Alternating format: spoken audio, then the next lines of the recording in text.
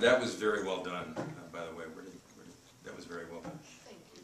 And that's a tough act to follow, particularly when Susan Boyle. I feel like I'm on American Idol myself, to some degree.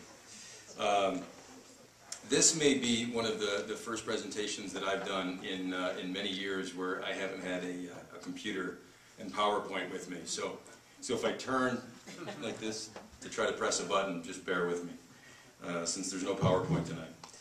My name is Steve Bachert. I am a parishioner here at St. Paul.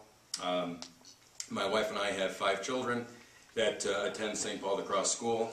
They were, I was fortunate enough to have them all in attendance tonight, so I think they wanted to get out of homework, but they're here. I've been in the enterprise software business for about 20 years, and I've had the tremendous opportunity to work with a variety of people and help build and grow businesses and lead teams and mentor and coach a number of people in a variety of organizational roles in the things that I've done, and whether that be from marketing and sales to consulting or product development. Currently, I work for a company that you all may know, Hewlett-Packard, a small $130 billion company, so I'm a number somewhere in the Hewlett-Packard ranks. But my role in the organization is to lead the efforts within the United States in the health and life sciences industry. And we all know that the health and life sciences space and healthcare has gone through just no change, right? There's been no changes at all over the past couple of years. So things are very interesting these days. My job is around promoting our software solutions that help companies develop and maintain electronic medical records. FDA and HIPAA. HIPAA is the Health Insurance Portability and Accountability Act, to maintain compliance around those kinds of efforts. Tracking clinical trials and other solutions needed for heavily regulated industries like the ones in which we help our clients in.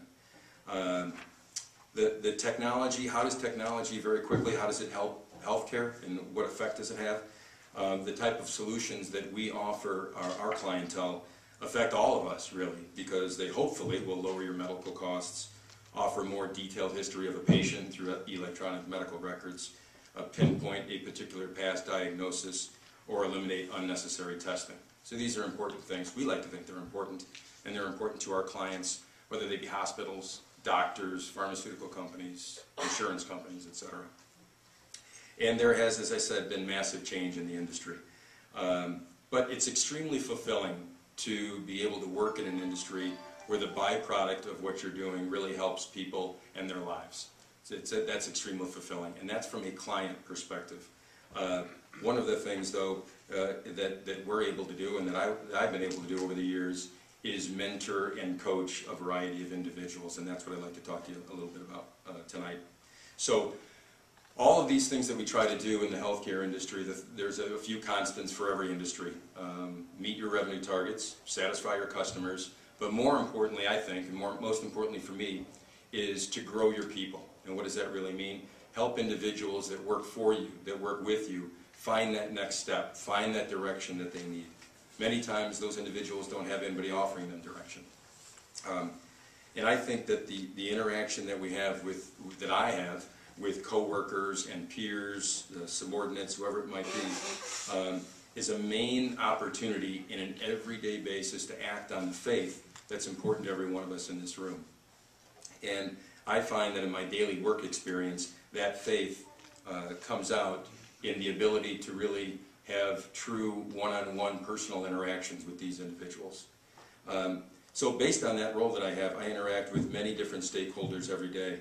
And at the core of everything that I do is my faith in God and the relationship that I have with God and the relationship that I have with these individuals. I enjoy seeing others meet their personal and professional goals, and I feel it's my responsibility to help them along. So I've had the opportunity on a number of different occasions to work with individuals, both with HP and with other organizations that I've been with.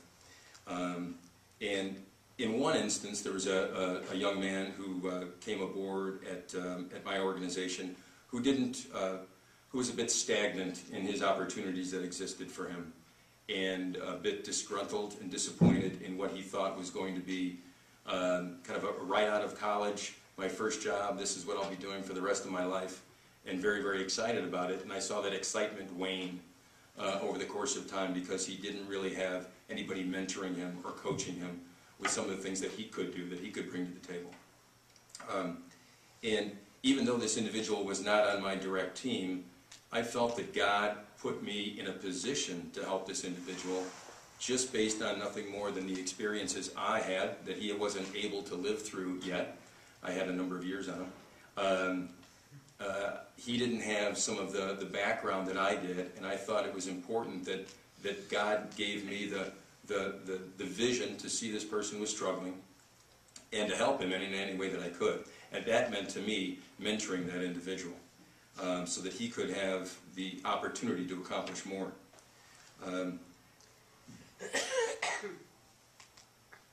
Whether that person that you may run into on a daily basis needs your encouragement or needs your direction or not, you may not find that need comes out like we sometimes have needs within the church where we hear people are struggling, where we hear there's opportunities for us to assist. Many times in the organizations I've worked at and the individuals that I've worked with, those opportunities don't come out that easily. They're not printed in the bulletin. There's not a second collection that shows that somebody needs assistance. These opportunities to mentor and to lead, for me anyway, come by merely interacting with people on a daily basis. What did that interaction, what did that mentoring look like for this particular individual? A lot of different ways. It was helping them negotiate with clients on some of the things that they were working on, how they would escalate certain problems within the organization where they didn't have the experience to do that on their own. Trial run presentations with this individual to make sure that they had somebody to lean on and an avenue and a venue for them to explore some of their own ideas, something to bounce ideas off of, like myself. Teaching by example, bringing this individual into all the meetings that I had to ensure that they had a bit more experience and a level of experience that they wouldn't otherwise have had. And then lastly, encouraging them, ensuring that they understood that I was there for them and that I would help them in any way that I can, that I could, just based on my experience and having been in his same position years before. When I look at some of the other opportunities around mentoring that I've had the opportunity to succeed in with younger members of the team, for lack of a better term, less experienced members, I guess is the politically correct term, helping them develop a career track, helping them with their internal resume, helping them open up their own ideas relative to other opportunities that exist within the organization. These are all things that I think young people, particularly in larger organizations where they tend to get lost, have an opportunity for our faith to come to bear to help them out. Where is he today? My wife made sure that I focused on the conclusion part, which where is that individual at today? He now runs a larger group within another organization, and I like to think that he's quote-unquote paying it forward, doing some of that same mentoring that he was given early on in his career, and that's important. I've mentored and coached a number of individuals to help them in their careers, but I've never actually formalized or standardized anything. And I think my reasoning for that is I think that God has given us all a talent and an opportunity to serve. And that can't be brought to bear in terms of a form or in terms of some kind of highly formalized approach. I think it's up to us in our one-on-one personal interactions to find those individuals, to seek them out in a way, and to be able to help them regardless of whether or not they're willing to stand up and ask for the help. And I think that's very important, particularly in a workplace environment. In those kind of situations, in a workplace environment, those individuals, that is not something that many people embrace, is standing up saying, I need help, unfortunately. I believe that in my mind, the Holy Spirit gives all of us clues and ability to find those that are in need of that support. and the gift to recognize when we're able to actually assist them. So my faith affects the relationships not only that I have where I can be a coach or a mentor, but with superiors and clients, and all of those things are based on the basic building blocks and principles of a relationship, which are trust and communication and empathy and listening. To me, business, any kind of business, regardless of whether you're in auto repair shop or air conditioning or technology or in the ministry, it's all based on relationships, things being personal. Business is relationships, and it always will be, always has been. I tend to get close to the people I work with to really help understand who they are, what their goals are, what's important to them. With that kind of information, I find that God has put me in a position, hopefully, that I can assist them with any of the things that they're looking to do in their personal and professional lives. And I think that, as written in Proverbs 22:9, whoever has a bountiful eye will be blessed, for he shares his bread with the poor. And I think the eye portion of that proverb is important, because I think we can see this every day in our engagements in a professional life. And that's where I think we can help others out as much as possible. Lastly, there's a quote from Keith McMillan, who's a parish priest in Wimbledon, England, who stated, "The capitalist system provides the opportunity to exploit others through greed and arrogance, but it also provides significant opportunity for individuals to serve humanity." And I think that's one way we could all walk into our jobs at 8 in the morning and think about. Thank you.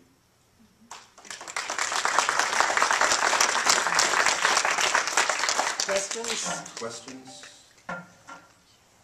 Yes. This individual you mentored, did you get any thanks or gratitude, or do you get any feedback? I guess that's what I'm asking. Yeah, in this particular instance I did. Many others, not as much. But in this particular instance it was, I think for him it was an important kind of precipice for him in his career. He would either left the company or stayed on and found his way. So it was important for him, and that's always important for us to hear feedback that it was worthwhile.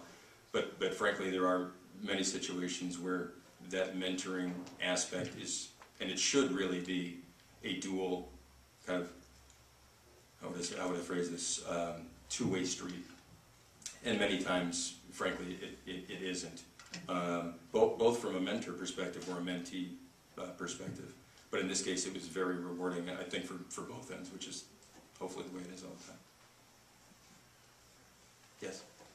It sounds like you have 5 children who are very lucky to have a wonderful mentor. So my mentoring is go back and do your homework now. Yes? Hewlett Packard and Catholic. What are you feeling about this? The health care bill and where that is with the Catholic. I mean, what is your concerns, or what should our concerns be? That's how much time do we have, Jeff? Well, we have a minute. That's one area that I didn't dig into too much, because the organizations we work for one, that are in, so Blue Cross Blue Shield, Aetna, Humana, the brightest minds and the brightest people in those organizations are really doing one of these. They don't know how it's going to affect them from a healthcare perspective with the health reform. And from our perspective at Hewlett Packard, my personal beliefs aside, I think that because we're a very broad organization in terms of all the industries that we serve, regardless of what happens with healthcare, Hewlett Packard is kind of too big to fail. But our organizations that we work with, UHG, United Health Group, and others, are struggling to really figure out how this is going to affect them. Very much so. They have 10 different business models, figuring that one of them will work. when it's all said and done. Good question, I wish I had. As Catholics, what do you think our concern should be?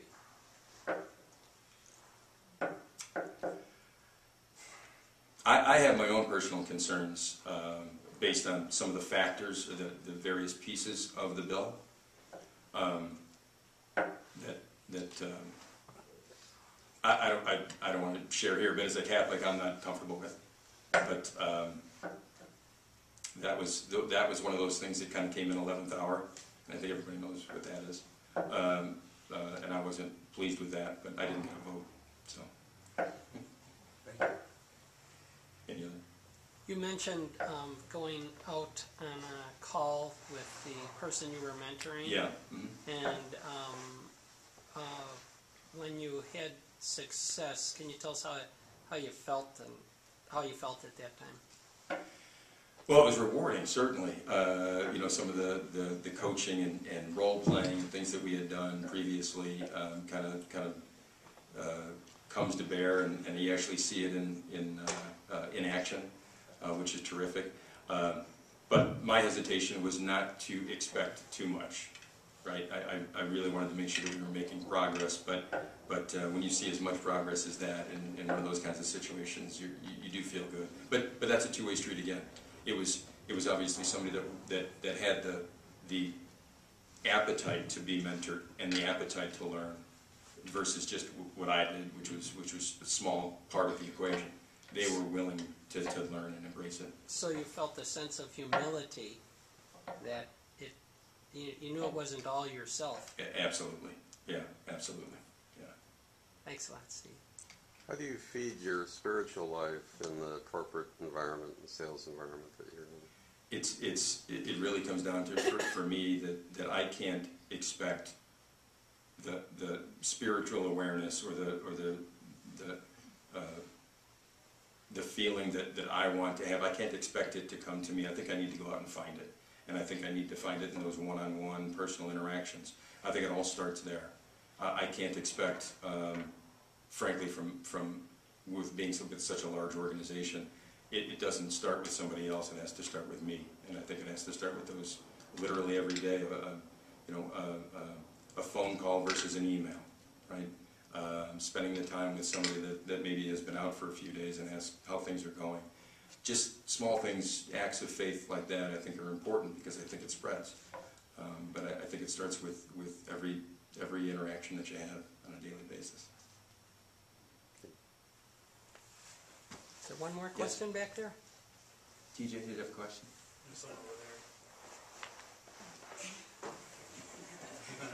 You can ask me at home. Okay. Thank you. Well, one last question. Oh, I'm sorry. Sorry. You don't like a lot of jobs. You have a job to do. So how do you find time to mentor someone? How do you because it seems like it's above and beyond what your job is. It is. You're exactly right. Yeah. So it's just how do you? What do you just do it and then worry about time lost later or something? Or you just make it work. You just kind of make it work in a sense, but that raises a very good point, because if you try to take on too many mentorships, you try to help too many people at the same time or in parallel, it can get unwieldy, because you're right, you do have your own responsibilities and your own team that you should be mentoring or coaching above and beyond with somebody else outside of your organization. I think if you go into it with the two individuals have to go into it with an expectation setting. How much time does that really mean on a weekly basis or a monthly basis? What does that entail? Ensuring that you keep it to something that's going to be doable for everybody involved. But you're right. I mean, it does certainly add an extra morning, an hour in the morning or an extra hour in the evening. And usually, just from a mentoring perspective that we like to have, is usually try to put a time frame on it. Now, in this case, this individual has gone on to another organization, and there's still that mentoring going on. Not as often, not as formalized, but it's still there. But with a work environment, we usually try to keep it to a specified period of time, and try to get the most out of it during that period, so that without that, the expectations are kind of lost. And how does that build loyalty then? Well, certainly, if in many instances, if that individual has gotten something that they wouldn't be able to get in another organization, that kind of mentoring, and be able to take that and further their own career, they'll understand that maybe they've gotten a bit more out of the work, out of the employee-employer relationship than they would have gotten somewhere else. So you like to think that that would keep them, and there really is, those personal relationships, that's what business is all about. And the more that you can keep those kind of individuals happy and satisfied and challenged at the same time, I think everybody wins, in that circumstance. Thanks, Steve. Thank you.